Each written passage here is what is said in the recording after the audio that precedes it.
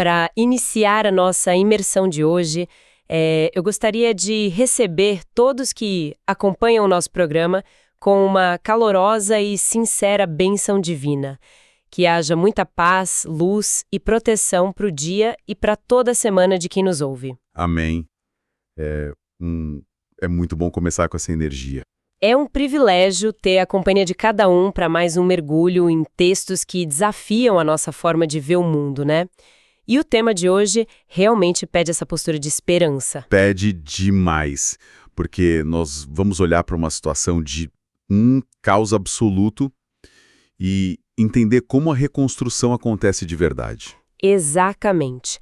Hoje nós vamos olhar para uma cidade em ruínas, literalmente em escombros. Pedra sobre pedra. Isso, estamos falando de Jerusalém e vamos tentar entender como um texto antigo, que é o capítulo 8 do livro do profeta Zacarias, desenha um mapa para transformar uma sociedade totalmente traumatizada. E transformar num verdadeiro imã de prosperidade e paz. Perfeito. Para nos guiar nesse cenário hoje, nós estamos usando a Bíblia de Estudo Nova Almeida Atualizada, a famosa NAA, e também os dados históricos levantados pelo comentário bíblico de F. Duane Lindsay. Excelente.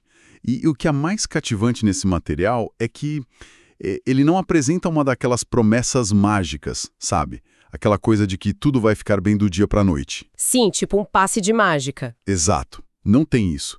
Existe uma conexão inseparável entre a promessa divina de restauração e a responsabilidade humana. A responsabilidade de praticar a verdade e a justiça no dia a dia, né? É uma mudança de paradigma ético, não só espiritual. Então vamos tentar entender como isso começa, olhando para os primeiros versículos do capítulo. O texto abre com Deus declarando ter um grande amor e uma indignação enorme. Um zelo, como o texto diz. Isso, um zelo por Sião. E de cara, Jerusalém recebe novos títulos. Ela passa a ser chamada de Cidade Fiel e Monte Santo. Mudança de nome é sempre forte em textos antigos. Muito. Mas, pensando no histórico desse povo, ganhar o título de Cidade Fiel não devia ser algo tão simples de absorver assim. Com certeza não. A gente precisa dar um passo para trás aí. Vamos lá. A gente precisa lembrar do passado recente daquela cidade. Antes da invasão babilônica, antes da destruição total, os profetas descreviam Jerusalém como um lugar profundamente corrupto. Cheio de injustiça social. Injustiça, falsidade. A justiça básica tinha sido totalmente abandonada nos tribunais. Então, quando o texto diz que ela será chamada de Cidade Fiel, isso é um choque. Não é só um apelido carinhoso novo. De jeito nenhum. A pesquisa aponta que é uma declaração de que a própria essência da cidade ia mudar. O caráter moral daquelas pessoas ia sofrer uma transformação radical. Para Deus voltar a habitar ali, o ambiente social precisava ser limpo, certo? Exatamente. A mentira e a corrupção teriam que dar lugar à sinceridade. E o que me chamou muita atenção é que o texto não fica só nessa teoria bonita de santidade. Ele vai direto para a rua. Para a calçada. Para a calçada. Nos versículos 4 e 5, o profeta descreve uma cena muito específica. Ele fala de velhos e velhas sentados nas praças, apoiados em bengalas por causa da idade avançada. Uma imagem bem pacata. Sim, e dividindo o mesmo espaço, as praças cheias de meninos e meninas brincando. Lendo isso hoje, parece só uma tarde normal de domingo no interior, né? Parece até banal pra gente. Mas qual era o peso de ouvir isso para quem estava lá com a mão na massa no meio dos escombros? Essa é a chave pra gente entender o impacto do texto. Tente imaginar a dor daquela audiência. Nós estamos falando de um povo que passou os últimos 70 anos conhecendo o trabalho escravo, Nossa, fome crônica, os horrores de um cerco militar brutal. Em tempos de guerra, de invasão e de exílio, quem são os primeiros a perder a vida? são sempre os mais vulneráveis, os idosos e as crianças. Sempre. Eles não tinham antibióticos, não tinham segurança nenhuma. Chegar à longevidade naquela época, ao ponto de precisar de uma bengala para andar, já era uma raridade absurda. Imagina com uma guerra no meio. Adicione a isso a guerra e o trauma de um exílio. Então, ouvir que idosos estariam sentados tranquilamente nas praças era sinal de que a violência tinha acabado. De forma definitiva. E mais do que isso, ver crianças brincando soltas, sem o terror de serem sequestradas como escravas ou mortas por invasores, Representava o oposto de todo o pesadelo que eles viveram. É a personificação da segurança. O comentário de Lindsay destaca isso de forma muito clara. Para quem estava acostumado a olhar por cima do ombro, com medo de um exército inimigo, a ideia de crianças correndo e brincando no centro da cidade era o maior milagre que eles poderiam conceber. Caramba, isso muda totalmente a perspectiva. É a paz na sua forma mais crua e cotidiana mesmo. Totalmente. E a promessa continua dizendo que o povo seria salvo e trazido de volta da terra do Oriente e da terra do Ocidente. Mas por que o texto especifica só essas duas direções? Boa pergunta. Fica parecendo que o resto do mundo ficou de fora da promessa. Ah, isso é bem interessante. Na verdade, a literatura antiga usava um recurso chamado de merismo. Merismo? Isso. O comentário bíblico explica que o merismo é quando você cita dois extremos opostos para, na verdade, englobar tudo o que existe no meio deles. Ah, entendi. Quando o texto diz do Oriente e do Ocidente, do nascer ao pôr do sol, ele está dizendo de todas as direções do planeta. A salvação não seria algo local ou parcial. De forma alguma. O mundo inteiro seria o palco desse retorno. Faz todo sentido. Mas logo em seguida, no versículo 6, o próprio Deus reconhece um problema prático. Ele diz algo na linha de, olha, eu sei que isso parece impossível aos olhos de quem sobreviveu a tudo isso. O que é muito empático. Sim, porque se a gente pensar bem, eles olhavam para os lados e só viam escombros e pobreza. Como a mente humana processa uma promessa dessas num cenário de tanta destruição? É a limitação natural de quem está afundado no trauma. O texto é muito empático nesse ponto. Ele não diminui a dor do povo. Não ignora a realidade. Logicamente, reconstruir uma metrópole de paz a partir de ruínas parecia uma loucura. Mas o argumento divino ali é simples e direto. O que quebra a cabeça humana não é nenhum desafio para o Criador. O impossível não se aplica ali. O que é impossível para o sobrevivente traumatizado é apenas rotina para Deus. Milagres rotineiros. E isso nos leva para um ponto muito prático que aparece a partir do versículo 9. Depois de mostrar essa visão do futuro, o tom muda para o presente. Muda bastante. E a ordem é curta e grossa. Sejam fortes. E eu confesso que, lendo isso de primeira, me pareceu um pouco daquelas frases de positividade tóxica, sabe? Sei bem como soa hoje. Porque se eu sou um trabalhador daquela época, com as mãos calejadas, sem dinheiro e com medo, ouvir um seja forte não soa como um clichê motivacional meio vazio. Soaria exatamente como um clichê vazio se não houvesse o contexto histórico por trás. E aqui, a pesquisa que embasa a nossa imersão brilha muito. O que estava acontecendo de fato? O texto de Zacarias acontece na mesma época do profeta Ageu. E como era a vida real deles naquele momento. O trabalho de reconstrução não estava rendendo. Nada ia para frente. A inflação estava altíssima. As colheitas tinham sido péssimas. Não havia dinheiro circulando e eles sofriam ameaças constantes dos povos vizinhos. A sensação era de que eles estavam suando sangue à toa. Ou seja, o moral da equipe estava no chão. No subsolo. Então, quando a mensagem diz, sejam fortes, ela vem atrelada a uma garantia. O que está sendo dito é que o esforço que eles estão fazendo hoje, no meio da poeira e da frustração, tem uma garantia de sucesso lá na frente. A maldição estava sendo levantada. Exatamente. E por falar em maldição, o versículo 13 traz uma expressão fortíssima. Diz que a casa de Judá e a casa de Israel serviam de maldição entre as nações, mas que agora se tornariam uma bênção. Essa parte é fascinante. O que exatamente significa servir de maldição? Era uma espécie de feitiço? Não é magia. Servir de maldição, naquele contexto do Oriente Médio antigo, significava virar um provérbio negativo. Sabe quando alguém comete um erro terrível e vira o exemplo do que não fazer? Ah, vira um mau exemplo oficial. Isso. As outras nações olhavam para os judeus destruídos e diziam umas para as outras: olha, se você quebrar os seus acordos, que os deuses te castiguem e te deixem na miséria, assim como aconteceu com aquele povo ali. Eles eram a referência mundial de ruína. A referência absoluta. Caramba! Seu exemplo global de fracasso é muito pesado. Muito pesado. Mas aí vem a virada de chave. O texto afirma que os papéis seriam revertidos. De exemplo de desgraça, eles passariam a ser a referência global de bênção. uma virada de 180 graus. E se conectarmos isso com a história mais ampla, vamos ver que isso é um resgate da promessa feita milênios antes, lá em Gênesis 12, para Abraão. De que seria uma bênção para as nações. A ideia original era que todas as famílias da terra seriam abençoadas por meio deles. O exílio foi um desvio trágico dessa rota por causa da corrupção, mas agora o propósito original estava sendo restaurado. Isso fica muito claro quando lemos os versos 14 e 15. Há uma mudança clara na postura divina. O texto diz abertamente: assim como eu havia decidido castigar vocês, também decidi agora fazer o bem a Jerusalém. A fase da punição acabou. Acabou e a fase da restauração começou. A conclusão lógica que o texto entrega para o povo é: não tenham medo. E não precisavam ter mesmo. Mas e a prática disso?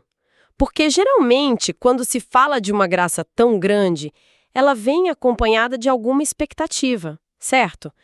O que esse povo precisava mudar no comportamento deles para viver essa nova realidade? Essa é a grande questão do capítulo. A graça recebida exige uma resposta moral.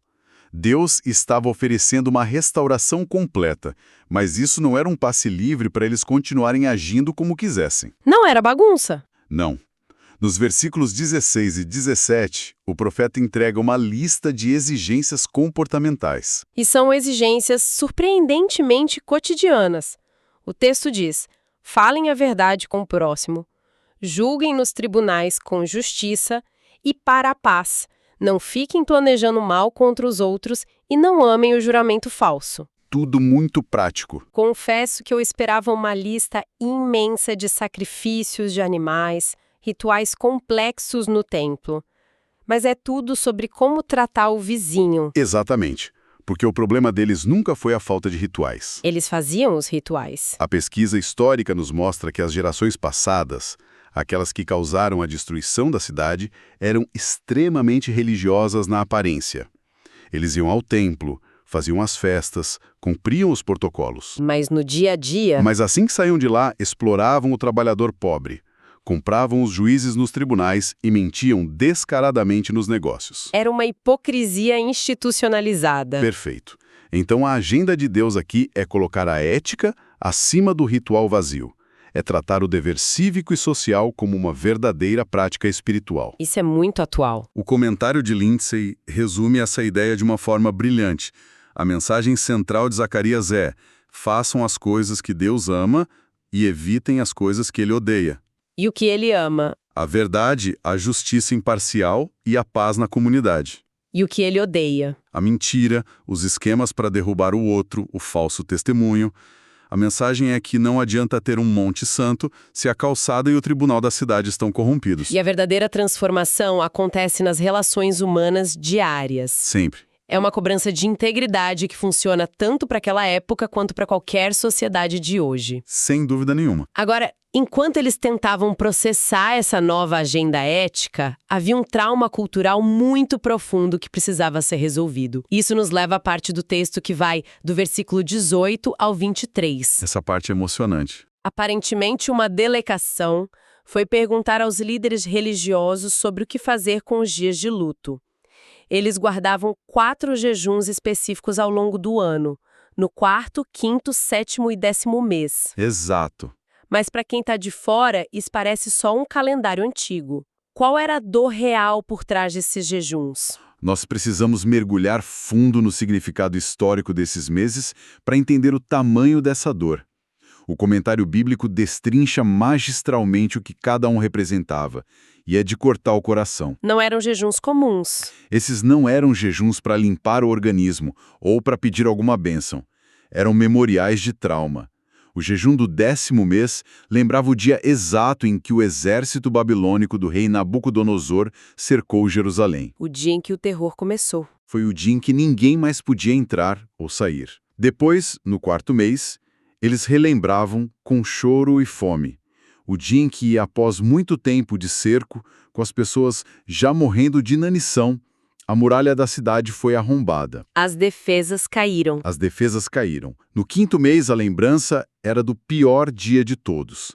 a queda definitiva e o incêndio que destruiu não só as casas, mas o glorioso Templo de Salomão. Foi quando a identidade deles virou cinzas. E ainda tem o 7º mês. O jejum do 7º mês marcava o assassinato de Gedalias, que era o governador na época.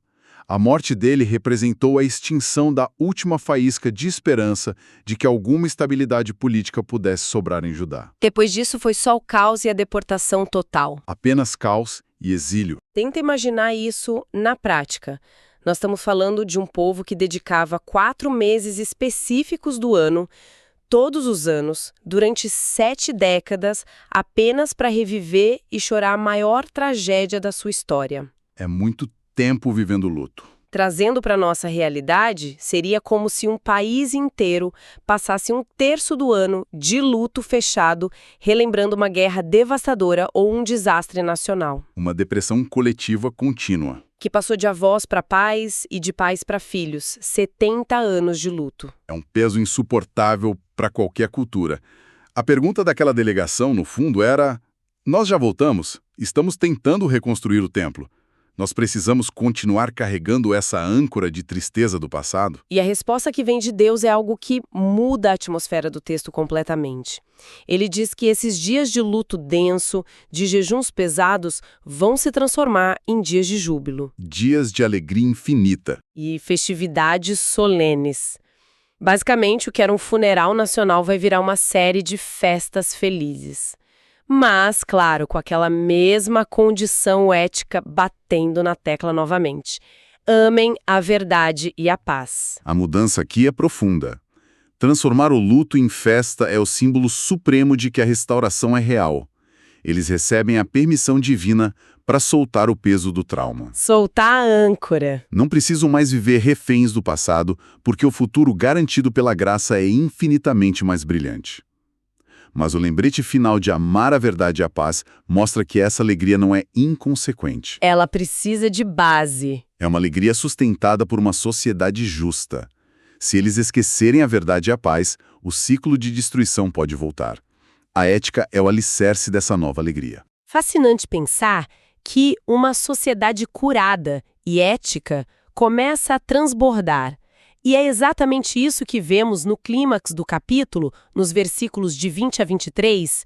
Essa alegria e essa justiça não ficam presas dentro dos muros de Jerusalém. Elas vazam para o mundo. O texto projeta uma imagem de povos e moradores de muitas cidades se mobilizando. Um chamando o outro dizendo: vamos depressa suplicar o favor do Senhor.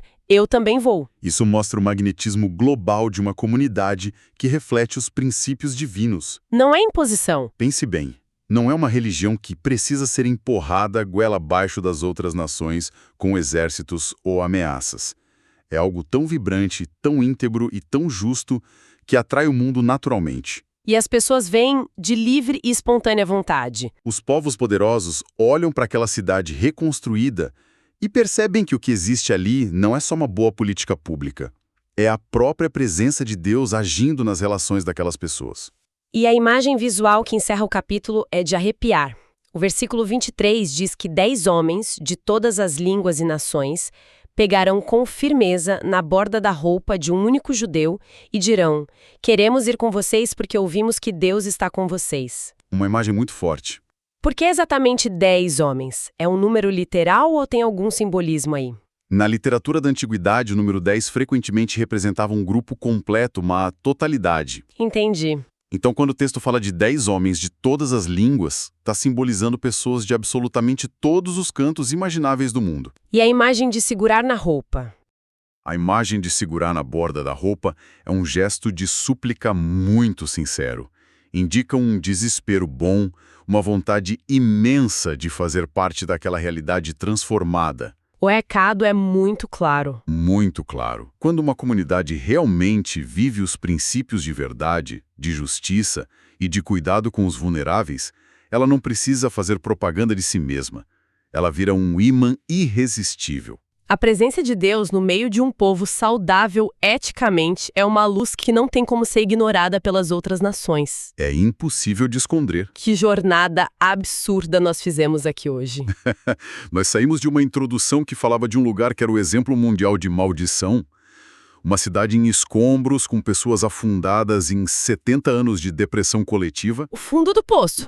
Terminamos com a imagem dessa mesma cidade transformada num polo global de alegria, atraindo pessoas do mundo inteiro, tudo porque a graça divina se encontrou com a decisão humana de praticar a justiça e a verdade nas ruas. Se a gente puder sintetizar tudo o que vimos através do comentário bíblico e do texto em si, a grande lição para quem nos acompanha é muito prática. Qual seria? A verdadeira prosperidade duradoura de qualquer comunidade, seja a Jerusalém antiga, seja o nosso bairro ou o nosso ambiente de trabalho, ela não nasce do vazio e nem cai do céu de forma mágica. Exige ação. Ela é o resultado do encontro entre a bondade restauradora de Deus e o compromisso ético diário das pessoas. É um compromisso inegociável de tratar o outro com verdade, de lutar por justiça e de construir ativamente a paz onde nós estamos inseridos. Era, marcada por décadas de massacre e tristeza profunda, pode mudar e se tornar um farol global de festa e segurança, apenas pela presença divina, aliada à prática da verdade e da justiça. É uma reflexão poderosa. Faça a si mesma a pergunta: quais ambientes ao nosso redor, ou até mesmo quais áreas travadas nas nossas próprias vidas, estão apenas aguardando essa mesma virada de chave ética para deixarem de ser cenários de esgotamento e se tornarem, finalmente, um lugar de paz e atração para quem está perto? Fica a reflexão para todos nós. Que maravilha de encerramento! E cumprindo nosso compromisso com quem nos acompanha com tanto carinho, encerramos a nossa imersão de hoje desejando que todo esse conhecimento gere bons frutos. Que Deus abençoe todos os ouvintes. Até a nossa próxima análise profunda.